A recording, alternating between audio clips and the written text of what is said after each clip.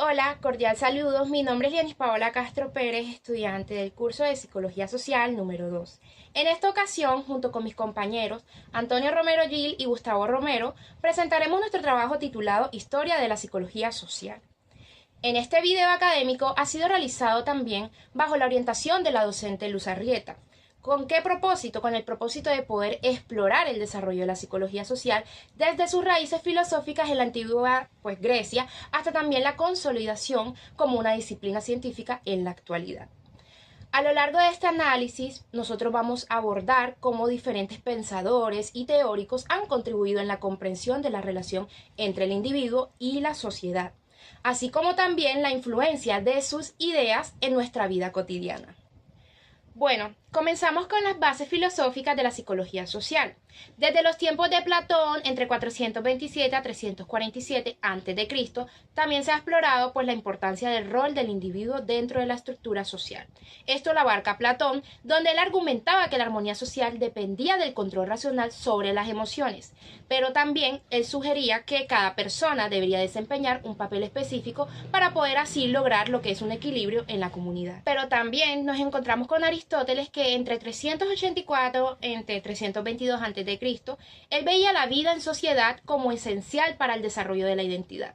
Entonces él enfatizaba que nuestras relaciones realmente son fundamentales para poder alcanzar el bienestar. Mientras que Hipócrates, 469 entre 361 también antes de Cristo, él introdujo una perspectiva más innovadora. Él sostenía que realmente el comportamiento humano está influenciado por factores biológicos y también ambientales. Entonces él marcaba el primer como acercamiento hacia lo que es la comprensión tanto científica del ser humano. Bueno, les voy a compartir un ejemplo actual. Hoy en día nuestras interacciones en las redes sociales son un claro reflejo de las ideas tanto de Platón como de Aristóteles. Por un lado, por ejemplo, los algoritmos de las plataformas como Instagram, Facebook, estas van a decidir el contenido que nosotros vamos a ver. Entonces nos van a crear un estilo de jerarquía donde va a asemejar tanto la visión platónica de lo que es el orden social. Las comunidades online, por ejemplo, fomentan la colaboración y el intercambio de ideas. Entonces es muy parecido también a lo que decía Aristóteles, porque hablaba sobre la importancia de lo que es la interacción social. Entonces en este escenario digital también nos invita a ver cómo nosotros también nos relacionamos con los demás y también cómo estas interacciones van a también afectar nuestra identidad a la vez. Bueno, continuando con el trazo histórico, la Edad Media y el Renacimiento también tuvieron su visión en el individuo y la sociedad. Durante esta etapa, la religión dominó el entendimiento de la conducta humana. Entonces abarca lo que es San Agustín, 354 a 430 después de Cristo, y él proponía que la vida espiritual realmente era primordial, mientras que también aparece Santo Tomás de Aquino, 1225 y 1274, y él decía que había que buscar un balance entre la fe y la razón. Él sugirió que el conocimiento podía surgir tanto de la revelación divina como también de la observación natural. Entonces, partiendo todo esto, el Renacimiento trajo consigo un cambio radical en la percepción del individuo.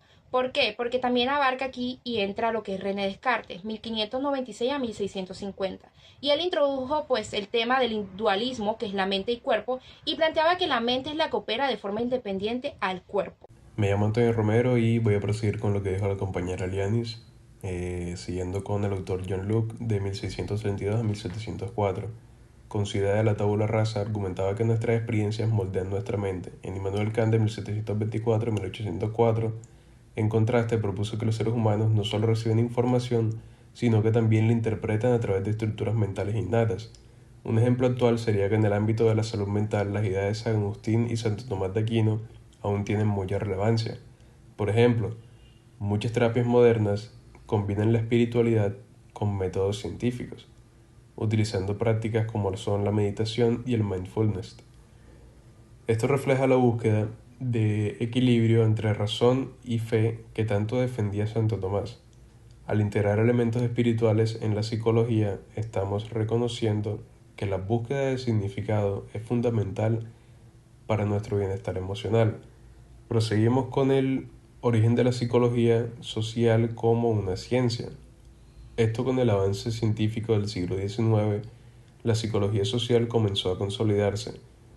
Con Gabriel Tarde de 1843 a 1904, propuso que la imitación era fundamental en el comportamiento social, mientras que Emil Durkheim de 1858 a 1917 Enfatizó la influencia de las normas y valores sociales en el individuo, sugiriendo que gran parte del comportamiento humano es el resultado de fuerzas sociales que operan a menudo de manera inconsciente. En el siglo XX, la psicología social se estableció como una ciencia experimental. Floyd Allport, desde 1890 a 1978, defendió la investigación de la conducta social en laboratorio, observando cómo las personas responden a diferentes contextos. Kurt Lewin, desde 1890 a 1947, introdujo la teoría del campo, sugiriendo que el comportamiento humano es el resultado de la interacción entre factores internos y externos, abriendo la puerta a un enfoque más dinámico y contextual. Un ejemplo actual de este es que podemos pensar en el fenómeno de las influencers dentro de las redes sociales. Esto es un gran ejemplo de lo que Gabriel Tarde planteaba sobre la imitación. Cuando vemos a alguien que admiramos promoviendo un estilo de vida saludable, es probable que queramos imitarlo hasta cierto punto. Así, una sola persona puede influir en las decisiones de muchos, creando tendencias que pueden cambiar comportamientos colectivos. Ahora los dejo con mi compañero Gustavo, que proseguirá con los siguientes autores. Muy buenos días, mi nombre es Gustavo Romero. Hoy voy a hablar de la historia de la psicología social. Los añales de la historia nos llevan a finales del siglo XIX, comienzos del siglo XX. Comenzamos con broche de oro, con el señor Gordon Allport, archiconocido por sus teorías de la personalidad, nacido en 1897 hasta 1967. Nos planteó que la psicología social era una ciencia que estudiaba la relación de la presencia de las otras personas con los procesos psicológicos del individuo. Asimismo, pasamos con el señor Festinger, 1919 a 1959, con una teoría sumamente interesante, la disonancia cognitiva. Esa diferencia entre las cosas que hacemos, queremos hacer, y lo que debemos hacer. Cómo esto puede llevarnos a cambiar en pos de evitar esta discrepancia, esta lucha interna por adaptarnos de manera más efectiva a la sociedad. Posteriormente, vamos con el señor Milgram de 1933 a 1984, el cual nos habla de la presión social con el archiconocido experimento de los profesores y los alumnos y las descargas que van aumentando progresivamente de kilovatios, mostrándonos cómo por la presión de una autoridad mayor podemos dejar atrás nuestros valores e incluso hasta cometer actos atroces. Asimismo, posteriormente nos vamos con el señor Baró. A diferencia de estos antecesores a él, no estudió como tal una psicología social extranjera, es decir, psicología social de Europa o Estados Unidos. Se centró en los problemas reales que estaban experimentando en Latinoamérica, demostrándonos que las sociedades cambian totalmente dependiendo de dónde nos encontremos. Asimismo, las costumbres, los valores cambian naturalmente. En este caso nos llevan a finales del siglo XX e inicios del siglo XXI.